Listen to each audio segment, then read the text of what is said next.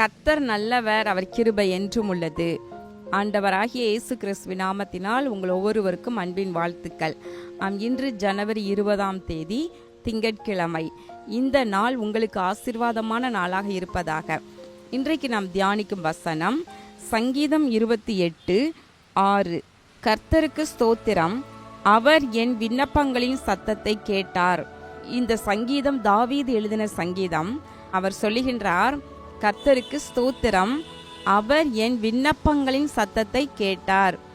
பிரியமானவர்களே, நம்முடைய ஆண்டவருக்கு ஒரு பெயர் உண்டு, ஜெபத்தை கேட்கிறவர் என்று சொல்லி. அப்போ என்ன அர்த்தம்னா, அவர் நாம் ஜெபிக்கிற ஜெபத்தை கேட்கிறார், நம்முடைய விண்ணப்பங்களை கேட்கிறார்.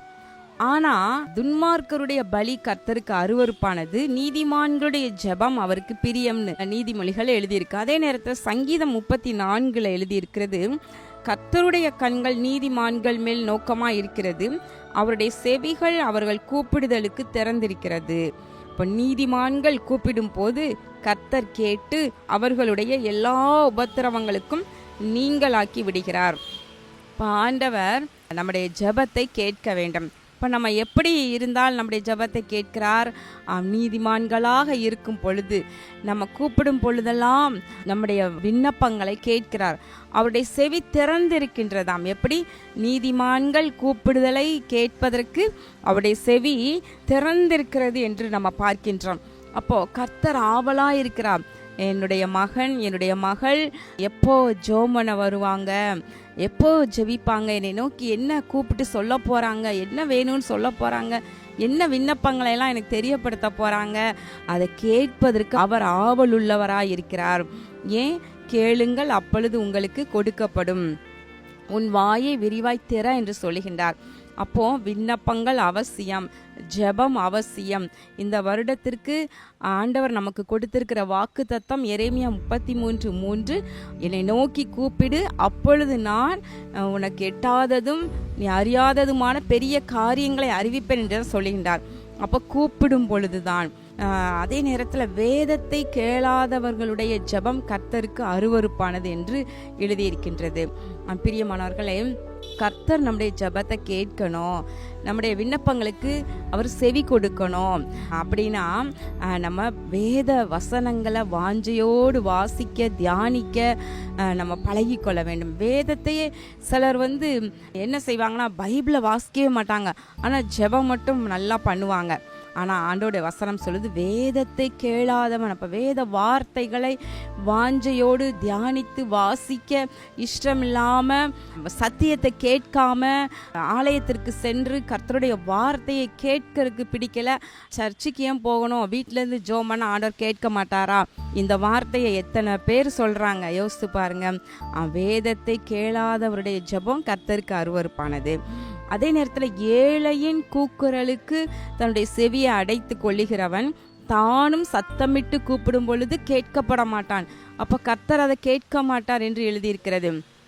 அப்போ கஷ்டப்படுறவங்க, எளியவர்கள், அவங்க நம்மிடத்துல கேட்டு தங்களுடைய சத்தத்தை உயர்த்தி தங்களுடைய காரியங்களை சொல்லும் பொழுது, அதை கேட்பதற்கு மனசில்லாமல் இருக்கும் பொழுது, ஆனால் அதே நேரத்தில் நாம் மாத்திரம் ஆண்டவரை நோக்கி சத்தமாக ஜெபிக்கும் பொழுது அவர் கேட்கணும்னு நினைக்கிறோம் இல்லையா? ஆனால் அது அவருக்கு பிரியமில்லை. ஆனால் இங்கே சங்கீதக்காரன் சொல்லுகின்றார், கர்த்தருக்கு ஸ்தோத்திரம், அவர் என் விண்ணப்பங்களை சத்தத்தை கேட்டார், என்னுடைய விண்ணப்பங்களை கேட்டார்.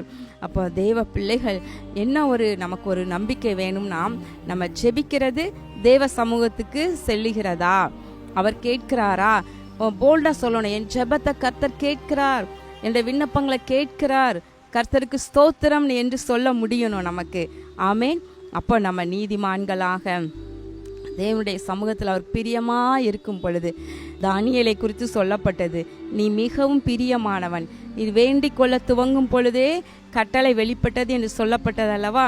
அதே போல கர்த்தருக்கு பிரியமாய் நடக்கும் பொழுது நம்முடைய விண்ணப்பங்களை அவர் தள்ளவே மாட்டார், நம்முடைய ஜெபங்களையும் அவர் கேளாமல் இருக்கவே மாட்டார். கண்களை மூடி ஜெபம் பண்ணுவோமா? எங்கள் அன்பின் பரலோக பிதாவே, இதோ இந்த நாளிலும் கூட இதோ கர்த்தர் என் விண்ணப்பங்களை சத்தத்தை கேட்டார் என்று நாங்கள் தியானித்தோம் ஐயா. தகப்பனே, தேவ பிள்ளைகளுடைய ஜெபத்தை நீர் கேட்டு கொண்டிருக்கிறீர். தாவீது சொல்லுகின்றார், என் இருதயத்தில் அக்கிரம சிந்தை கொண்டிருப்பேன், ஆனால் கர்த்தரின் ஜெபத்தை கேளார் என்று.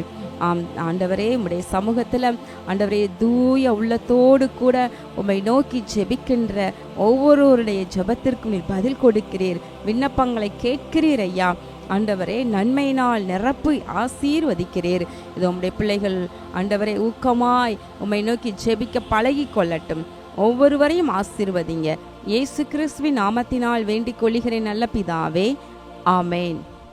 பிரியமானவர்களே, தேவ சமூகத்தில் ஜெபம் பண்ணவும் விண்ணப்பங்களை ஏறெடுக்கவும் நாம் மறக்க வேண்டாம்.